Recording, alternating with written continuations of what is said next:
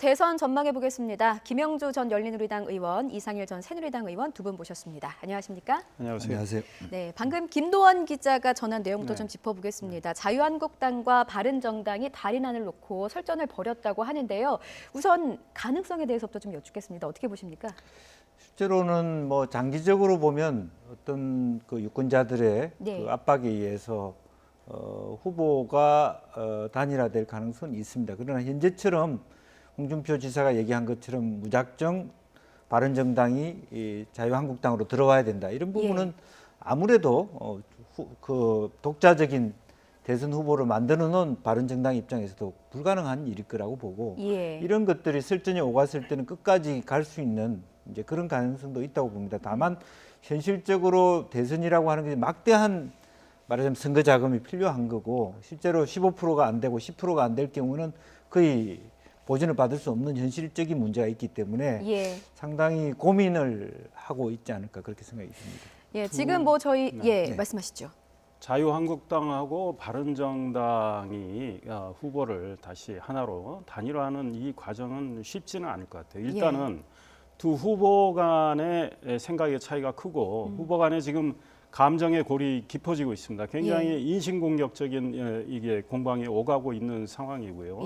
바른정당 입장에서는 박근혜 전 대통령 탄핵을 해서 그 탈당을 해가지고 당을 만들었는데 유승민 후보가 그랬거든요. 박근혜 전 대통령 구속으로 인해서 바른정당의 창당의 정당성이 입증이 됐다. 이런 이야기고 지금 자유한국당의 홍준표 후보는 친박은 이제 없다. 이제 박근혜 전 대통령은 과거가 됐다. 그러니 청산할 이유가 없다. 이런단 말이죠. 그러니까 바른정당 입장에서 자유한국당하고 하나가 될 명분을 지금 홍준표 후보는 줄 생각이 없고 홍준표 후보는 지금 자유한국당은 아예 끼워주지 않는 전략을 쓰고 있습니다. 지금 원래는 이렇게 이야기를 했습니다. 중도 1명. 그러니까 안철수 후보를 겨냥했죠. 그다음에 좌파가 2명. 그래서 문재인 후보 가능성을 크게 보고 있고 심상정 후보. 그다음 우파 1명. 이건 본인이라고 생각하는 게 우파는 자기밖에 없다. 이 전략이거든요. 그런데 지금 이제 안철수 후보가 떴는데 안철수 후보 보고 얼치기 좌파라고 해서 다 좌로 몰았습니다. 그래서 우파는 나 1명이다.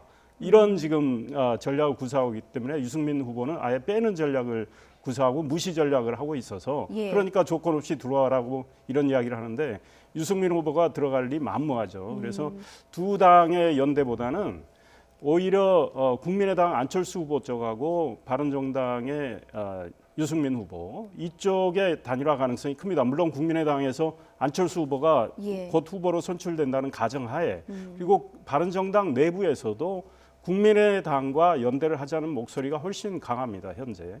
그래서 좀 더 지켜봐야 되겠지만 4월 15일, 16일 후보 등록이 시작이 되니까요. 그 전에 어떤 변화가 일어날지 지켜봐야 되고 또 4월 30일부터 투표용지 인쇄에 들어갑니다. 그러니까 그 전에 단일화 작업은 끝나야 되는데 과연 단일화가 이루어질지는 우리가 좀 더 지켜봐야 된다 이 생각입니다. 그런데 홍준표 후보는 연일 박근혜 때리기를 하고 있거든요. 그러니까 박근혜 전 대통령에 대한 비판의 발언을 계속 내놓으면서 일각에서는 이 친박계 혹은 박근혜 전 대통령 지지층과 선을 긋고 있는 것이 아니냐라는 분석을 하는 것 같아요.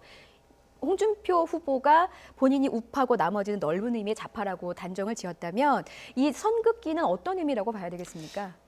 일반적으로 보면 우리 국민의 80%가 박 대통령의 탄핵에 지지했던 그런 것이죠. 그런 국민 일반의 정서와 민심을 무시한 보수의 표라고 하는 것은 본인이 실제로 대통령 후보가 된다 그러면 최고로 많이 받아봤자 20%, 15%. 결과적으로 대통령이 될 수 없다는 결론이기 때문에 한편으로는 지금은 이제 유승민 후보하고 각을 세우고 있지만 결과적으로 후보가 단일화될 개연성도 있고 심지어는 이제 안철수 후보하고 얼치기 좌파라고 비판을 하지만 넓은 의미에서 자기가 어느 정도 지지율이 오르냐에 따라서 구도는 달라질 수 있기 때문에 중간지대의 국민들 을 보고 정치를 할 수밖에 없다. 그렇다면 어느 정도 일정하게 박 전 대통령하고 거리두기를 하는 것이 자기한테 불리하지 않다 그렇게 예. 보는 것 같습니다. 지금 주신 질문과 관련해서 예. 홍준표 후보는 이런 이야기를 합니다. 지금 필요한 건 정권 교체도 아니고 시대 교체도 아니고 정치 교체도 아니다. 필요한 건 리더십 교체다. 예. 그래서 자기는 스트롱맨이라고 하잖아요. 그러니까 한반도 주변의 열강이 전부 스트롱맨이 정권을 잡았는데 한국도 스트롱맨이 있어야 이 여러 가지 어려운 환경을 헤쳐나간다. 근데 박근혜 전 대통령은 이 허접한 여자한테 국정을 맡긴 무능한 리더십을 발휘했다. 그러니 나는 아주 강한 리더십으로 이 리더십을 바꾸겠다 해서 박근혜 전 대통령하고 차별화를 하고 있지만 예. 친박 세력을 제거할 인적 청산할 생각은 전혀 없는 듯 보여요. 예. 왜냐하면 이분은 대선을 치르려면 지게작대기도 필요하다 이런 말들을 많이 했고 예. 결국은 이제 하나가 돼서 가야 되겠다. 뭐 이런 이야기를 하고 있기 때문에 예. 인적 청산은 불가능하다고 이야기를 했기 때문에 바른정당이 홍준표 후보의 자유한국당하고 예. 연대하기가 현재는 쉬워 보이지는 않는다. 그리고 그 연대를 해봐야 다시 새누리당입니다. 그러니 뭐 그 시너지가 얼마나 나오겠어요. 현재 자유한국당 지지율이 갤럽 조사에 따르면 9% 정도 나오고 예. 바른정당 뭐 4% 정도 되는데 합쳐봐야 뭐 12, 13%인데 그렇게 해서 과연 의미 있는 레이스를 할 수 있느냐 이 문제가 또 있단 말이에요. 예. 그래서 지켜봐야 될 것 같습니다. 예, 그 단일화가 일종의 효과를 보려면 사실 단일화의 중심에는 국민의당 안철수 전 대표가 있지 않습니까? 지금 저희가 여론조사 결과를 잠시 살펴보겠습니다. 안철수 전 대표의 지지율 상승이 굉장히 좀 눈에 띄는데요. 어제 나온 갤럽의 지지율은 안철수 전 대표는 지난주보다 6%포인트 상승을 했고 동아일보와 리서치앤리서치 조사에서는 9%포인트가 올랐단 말입니다. 자, 이렇게 되면 그러니까 단일화의 중심에 안철수 전 대표가 있다고 가정을 해보면 안철수 대표의 상승에는 어떤 요인이 영향을 미쳤을까? 이 부분도 좀 궁금합니다. 예, 우선은 뭐 가장 핵심적인 경우가 이제 안철수 대표와 안희정 지사의 지지층이 겹쳐지는데 예. 지난 충청권 민주당 경선에서 실제로 11% 정도 차이로 문재인 후보에게 졌습니다. 예. 이게 가장 결정적으로 말하자면 국민 일반이 안희정 지사에게 걸었던 그 희망들이 현실적으로 결선 투표도 거의 불가능하다라고 하는 측면으로 갔기 때문에 예. 그렇다면 사실은 이제 실제 현실적으로 대통령 후보가 될 가능성이 많은 비슷한 유사한 다른 후보로 옮겨갔다. 이제 예. 그런 부분이 되는 것이고요. 그동안에 계속 이 안철수 대표가 앞으로의 대선이 안철수 대 문재인 구도로 간다라고 하는 부분이 서서히 그런 흐름으로 타고 있다라고 하는 것들도 예. 국민들이 좀 인지하기 시작하는 것 같습니다. 이제 그런 부분들이 합쳐져서 결과적으로 플랫폼상으로 보면 이재명 후보나 안재영 후보는 결국 대선 후보가 될 수 없다는 흐름이 하나 있는 것이고 예. 그렇다면 중간지대가 넓어진다라고 하는 측면에서 실제로 홍준표 후보나 유승민 후보가 있다 하지만 예. 현실적으로 그 두 분이 대통령이 될 가능성이 이번에는 많지 않다. 그런 의미로 말하자면 안철수 후보에 대한 지지와 기대가 늘어나고 있다. 이렇게 봐야 될 것 같습니다. 안철수 후보의 지금 여론조사 결과를 보면 굉장히 의미가 있다고 봅니다. 왜냐하면 단순히 안희정 충남지사 지지율이 좀 떨어졌어요. 갤럽 조사에 따르면 한 3%포인트 떨어졌고 홍준표 자유한국당 후보의 지지율도 예. 경선 과정에서 주목을 받았음에도 불구하고 좀 떨어졌습니다. 예. 근데 이 단순 합계보다도 안철수 후보 지지율 상승세는 더 높아졌어요. 예. 그렇다면 부동층에서 안철수 후보 지지로 뭐 이동을 한 사람들이 상당히 있다고 볼 수 있는데 이건 예. 왜 그러냐면 제일 먼저 국민의당 경선이 호남 경선이 있었습니다. 그러니까 강주, 전남, 제주, 그 다음 날 전북. 그런데 이분들은 그 국민들이 아무렇게나 가서 현장에 가서 투표할 수 있는 그런 방식인데 예. 자기들 예상보다 훨씬 많은 국민들이 투표를 했단 말이에요. 그래서 예. 모든 언론이 흥행에 성공했다. 이런 것과 함께 안철수 후보가 이 목소리의 톤이 달라지고 내용이 좀 달라졌으니까 자신감이 있는 이야기를 좀 하고 있었어요. 그 예. 문재인 대 1대1이면 내가 이긴다. 근데 지금 보면 호남이 굉장히 지금 문재인 안철수가 그 두 분이 아주 초박빙의 경합을 하고 있는데 안철수 후보 지지율이 많이 올라서 그런데요. 호남 입장에서는 이제는 보니까 정권 교체는 다 되는 거다. 문재인 후보가 되든 안철수 후보가 되든 정권 교체는 이루어지는 건데 그렇다면 어떤 정권 교체가 더 낫는가, 예. 더 국가의 미래를 위해서, 또 국민을 위해서, 또 지역을 위해서 어떤 분이 대통령이 되는 게 더 나을까 이런 생각을 하게 되는 것 같아요. 그런 예. 면에서 안철수 후보가 지금 중도 우파의 마음을 잡고 있습니다. 왜냐하면 안철수 후보는 처음에는 사드에 대해서 반대하는 입장을 나타냈어요. 그러나 예. 북한이 미사일을 자꾸 쏘고 핵실험을 준비하는 이 과정을 보면서 사드에 적극 찬성하는 입장으로 바뀌었단 말이에요. 예. 그다음에 이 국가 대통합, 국민 대통합을 강조하기 시작했고 작년 12월 9일 국회에서 탄핵 소추안이 가결된 다음부터는 촛불 집회 현장에 나가질 않았습니다. 그래서 예. 중도 우파 입장에서는 안철수에 대해서 어떤 안정감을 갖기 시작한 거예요. 그런데 문재인 후보에 대해서는 여전히 안보에 대한 불안감, 또 적폐 세력 청산을 계속 강조를 하니까 뭔가 문재인 후보에 대해서는 중도 우파가 두려움 같은 걸 갖고 있어요. 예. 그런 것들을 지금 안철수 후보가 흡수하고 있는 과정이다. 그래서 만약에 우리 김 의원님 말씀하셨지만 예. 민주당 경선에서 안희정 후보는 뭐 탈락할 가능성이 커 보이는데 그 수도권에서 부분이 뒤집을 가능성은 없다고 보시는 네? 겁니까? 수도권 경선에서 뒤집을 가능성은 쉽지는 않을 것 같아요. 이미 예. 문재인 후보의 누적 득표율이 59%인데요. 예. 물론 수도권의 선거인단이 전체 60%라서 예. 지켜는 봐야 되지만 문재인 후보가 당내에서는 굉장한 강세를 지금 보이고 있고 예.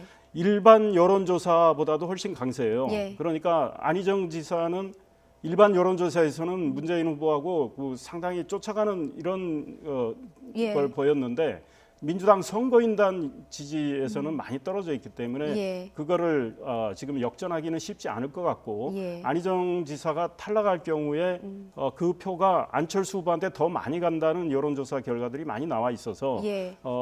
제가 보기에는 민주당 경선이 4월 3일 1차로 끝날 가능성이 커 보이는데 예. 그러면 4월 3일 문재인 후보가 확정된다고 가정하면 4월 4일 국민의당 안철수 후보 선출이 이루어진단 말이죠. 예. 그렇게 되면 그 이후에 여론조사를 봐야 되지만 안철수 후보가 상당히 컨벤션 효과에다가 안희정 후보의 탈락을 하는 그 지지자들을 흡수하는 이런 효과를 누릴 가능성이 있다 이런 생각이 듭니다. 그러니까 안철수 전 대표가 그 틈을 노리는 것 같기도 합니다. 이를테면 충청권 표심 사로잡기인데요. 반기문 전 유엔 사무총장을 만약에 내가 당선이 되면 외교 특사로 임명을 할 생각을 하고 있다. 이렇게 밝히면서 보수층 플러스 충청권 표심. 사실 충청권 표심은 그간의 어떤 선거에서 캐스팅 보트 역할을 한 지역이 아니겠습니까? 네, 그렇습니다. 그렇다면 외연 확장에도 안철수 전 대표가 조금 적극적으로 성공을 하고 있다 이렇게 볼 수 사실 있을까요? 국민의당은 전당대회조차도 충청권에서 시작을 한 바 있고요. 예. 또 일반 다른 정당과 다르게 제일 마지막 행사를 충청권에서 합니다. 예. 4월 4일 날. 그런 부분 그만큼 공을 들이고 있다라고 하는 것이고 때마침 반기문 전 유엔 사무총장 조직도 그런 데 대한 화답을 하고 있기 때문에 그 규모가 크든 작든 상징적 의미는 가질 수 있다. 예. 그리고 이제 중앙을 차지한다. 그리고 호남에서도 결코 문재인 후보에 뒤지지 않는 정도의 지지를 받아왔다. 예. 이제 그런 부분들을 가지고 보수와 함께 실제로 어떤 수도권에 말하자면 울림을 가져준다면 실질적으로 자기의 어떤 트렌드상으로는 상당히 그 가파른 상승세가 예. 지속될 수 있는 그런 트렌드 조절을 아주 잘하고 있는 것이죠. 예. 지금 국민의당은 충청을 굉장히 전략 지역으로 삼고 있는 것 같아요. 그러니까 마지막 날 결국 후보 선출하는 날을 충청 지역에서 하거든요. 예. 지금 민주당의 경우는 서울에서 하는데 이거는 충청에 대한 상당한 이 전략적인 지금 투자를 하겠다는 거고 안희정 충남지사가 탈락할 걸 대비한 그 충청 대망론이 안희정 지사를 통해서 실현이 안 되고 이미 예. 반기문 총장 불출마를 통해서 그것도 실현이 안 됐기 때문에 예. 충청 지역 민심의 어떤 그 허탈함 이런 거를 지금 채우기 위해서 그쪽을 잡은 것 같고 예. 안철수 후보 계산에 따르면 호남에서는 문재인 후보하고 초박빙을 이뤄낸 상황이기 때문에 예. 지금 영남은 여론조사에서 안철수 후보가 앞서는 상황이에요. 예. 그럼 만약에 충청에서 안철수 후보가 앞선다고 치면 그 영남, 호남, 충청의 이 바람들이 수도권 유권자들한테 이게 이어지기 때문에 전이가 되기 때문에 영향을 받는다고 보시는 네, 그렇죠. 겁니까? 안철수 예. 후보로서는 1대1 구도를 만들 수 있겠다. 굳이 다른 당과 연대를 안 해도 예. 1대1 구도를 만들 수 있겠다. 이런 전략인 것 같아요. 예. 그런 의미에서 지금 저희가 가상 양자 대결 지지율표를 좀 한번 보겠습니다. 동아일보와 리서치앤리서치 여론조사 결과인데요. 문재인 전 대표와 안철수 전 대표가 양자 가상 대결을 했을 때 거의 표 차이가 없습니다. 어떻게 보면 오차 범위 내의 접전인데 이런 부분들이 문재인 전 대표도 지금은 1등이지만 또 다른 고민을 안겨줄 것 같다는 생각이 듭니다. 어떻게 분석하십니까? 그렇습니다. 이제 예. 그 전에 비하면 그 전에는 뭐 한 10% 이상 차이 났던 뭐 20% 가까이 차이 났던 갭이 어느 순간에 이제 2% 정도, 예. 뭐 2, 3%면 거의 언제든지 뒤집어질 수 있는 거고 심지어는 뭐 안철수 대표도 공공연하게 거의 박빙 상태에서 마지막에 자기가 이길 수 있다 이렇게 얘기를 하는 상황에 돼 있습니다. 예. 심리전을 하고 있는 상태인데 실제로 그러려면 이 문제를 해결하기 위해서는 어쨌든 이 소위 문재인 캠프 자체가 예. 그동안에 이제 비판을 맞는지 틀리는지 모르지만 패권이라든지 또 예. 폐쇄적이라든지 이런 부분을 빨리 좀 털어내고 예. 좀 더 포괄적으로 이재명 캠프나 안지영 캠프가 갖고 있는 정책과 공약, 또 스탠스에 대해서 좀 더 같이 허심탄회하게 종합해가고 또 예. 당 중심으로 다시 전열을 실제로 규모라든지 그런 안정성에 있어서는 국민의당보다 훨씬 더 사실은 그 더불어민주당이 안정되고 큰 조직인 것만은 사실이거든요. 예. 충분히 지금도 우위를 조기 대선이기 때문에 사실 39일밖에 안 남았기 때문에 예. 이 기조를 잘만 운영해 가면 이길 수 있기 때문에 그런 면에서 조금 더 전열을 적극적으로 재정비할 필요는 있다고 보입니다. 예. 네, 저희가 안철수 예. 후보 지지율이 급상승한 것과 관련해서 문재인 후보 캠프에서는 제가 보기에는 긴장하는 기색이 좀 역력해 보인다 이런 생각이 드는 것이 예. 추미애 민주당 대표가 이런 이야기를 했어요. 지금 일부 언론이 안철수를 너무 띄우는 거 아니냐 이런 거에 대해서 국민의당 쪽에서는 지금 안철수 상승에 따라서 초조한 그런 생각들이 반영된 말이다 이런 이야기를 하고 있고 예. 어제의 경우 박근혜 전 대통령 사면 문제와 관련해서 안철수 후보는 일반론적인 이야기를 했습니다. 그건 예. 국민 여론이 어떻게 조성이 되느냐에 따라서 그 당시 상황을 보고 사면위원회 같은 걸 만들어서 예. 뭐 엄격하게 심사해서 그건 처리하면 될 일이다. 이런 정도 언론적인 이야기를 했는데 기존에 그분이 했던 공약을 다시 한번 반복한 건데 예. 이걸 가지고 마치 사면을 허용하는 것이냐 계속 공격을 했거든요. 그러니까 오늘 안철수 후보 본인이 바로 그에 대해서 반응을 보였잖아요. 아, 예. 내가 지금 상승하고 있으니까 지금 불안감을 느껴서 그런 말을 하는 거다, 그런 공격을 하는 거다 예. 이렇게 반응을 보였는데 이런 것들 보면 지금 민주당의 앞으로 안철수 후보에 대한 공격이 굉장히 거세질 가능성이 있다 이런 생각이 듭니다. 예, 그 사면 발언 말입니다. 안 그래도 지금 정치권에서 그 박근혜 전 대통령에 대한 사면, 안철수 전 대표의 사면 발언이 지금 논란이 되고 있기 때문에 이런 발언들이 지지율에 영향을 미치리라 보십니까? 뭐 크게 영향을 미치지는 않겠습니다만 예. 사실은 적절하지 않죠. 그 발언에 사면에 관련된 가장 적절한 발언은 저기 홍준표 후보의 발언 같습니다. 사법적 결단 뭐 아직 재판이 끝나지도 않은데 사면 얘기를 하는 건 적절하지 않고 예. 실제로 그리고 실제로 보면 그런 거죠. 형이 끝나고 재판이 끝나고 난 다음에 국민 여론과 함께 또 예. 실제로 뭐 안철수 후보가 얘기한 것처럼 사면위원회에서 사면이 필요하다면 사면하는 것이고 안 된다 그러면 안 되는 그런 일인데 예. 그런 걸 갖고 왈가왈부하는 것이 사실은 매우 적절하지 않은 발언이다. 박근혜 전 예. 대통령이 구속이 됐기 때문에 바로 사면이 어떤 이슈가 돼버렸는데 만약에 불구속이 됐다면 예. 사면 이야기는 안 나왔을 것 같아요. 근데 이 사면에 대해서는 사실은 대법원까지 가서 형이 확정된 다음에 나올 이야기인데 예. 지금 이야기하는 건 적절하지 않는데 어제 안철수 후보가 언론적으로 발언을 했는데 예. 그걸 가지고 지금 민주당과 심상정 정의당 후보가 공격을 했지만요.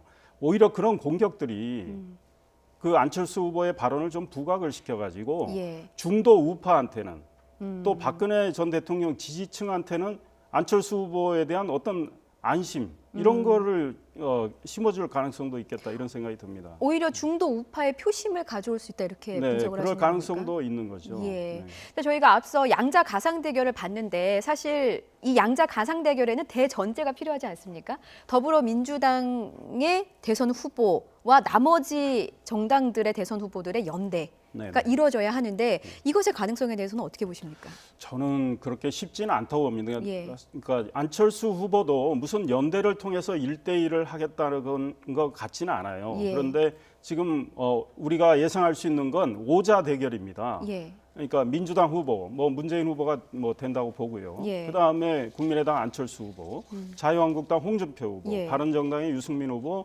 정의당의 심상정 후보 이 5분의 경쟁으로 보는데 예.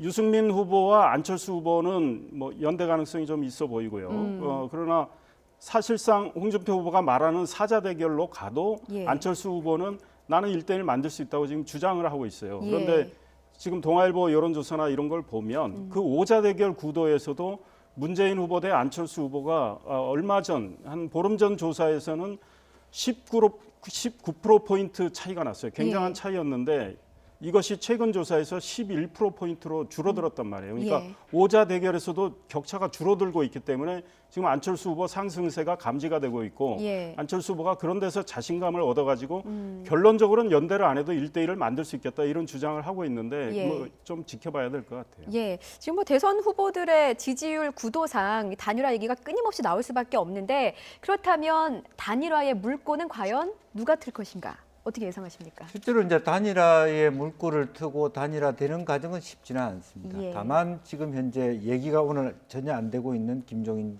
전 비대위원장이나 예, 또 JTBC 홍석현 그 전 회장이나 예, 또 뭐 이렇게 정운찬 전 총리 같은 분이 어떤 쪽의 움직임에 더 무게를 줄 것이냐, 예. 오히려 다자 대결 속에서 양강 구도를 형성하는데 어떤 역할을 할 것이냐, 예, 그런 것에 따라서 실제로 다자, 우리 이 의원님 말씀하셨다시피 다자 구조가 돼도 실제적으로 홍준표 후보나 말하면 유승민 후보가 예. 결과적으로 득표율이 더 떨어지는 결과를 낳는 예. 심상정 후보조차도 그런 결과 속에서 조차도 안철수 후보가 이길 수 있는 가능성은 존재한다라는 것에 문제가 있는 것 같고요. 예. 이제 그런 면에서 양강 구도이고 이게 결과적으로는 그 문재인 후보가 초조해야 하는 것은 그동안에 계속 반복해 왔던 확장성의 이 문제입니다. 사실은 예. 이제 그런 문제에 있어서 실제로 보면 이제 그야말로 확장성은 그래도 안철수 후보가 더 낫다라고 하는 것이고 그렇기 때문에 실제적으로 후보 단일화를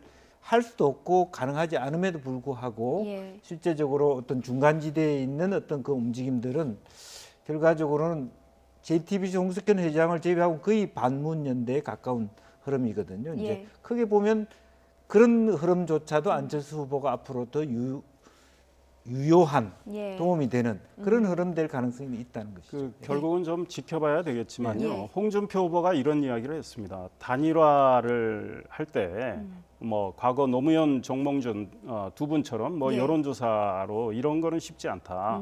그런데 어떤 정치적인 결단, 예. 정치적인 행위를 통해서 사실상 단일화하는 거는 예. 가능하다. 나도 그 가능성은 열어놓고 있다. 아. 이런 이야기를 했어요. 그러니까 결국은 지지율이 관건입니다. 예. 지금 대선은 임박해 가고 있는데 유승민 후보나 홍준표 후보 지지율이 지금 좀 떨어지고 있어요. 오히려. 예. 그런데 더 떨어져서 정말 의미 있는 레이스를 하기가 어렵다면 이분들이 결단을 통해서 될 수 있는 분. 예. 그러니까 뭐 예상하시면 자기들 입장에서는 덜 나쁜 분. 이런 분을 지지할 수도 있을 가능성이 있어요. 예. 특히 이제 바른정당 같은 경우는 현재 정당 지지율이 좀 낮고 유승민 후보도 컨벤션 효과를 못 누리고 지지율이 별로 늘어나질 않고 있는데 예. 이분이 결단을 통해서 뭐 안철수 후보가 뭘 할지도 모르겠어요. 그러니까 예. 뭐 결국은 4월 15일 이 전후를 좀 지켜봐야 되겠다 이 생각입니다.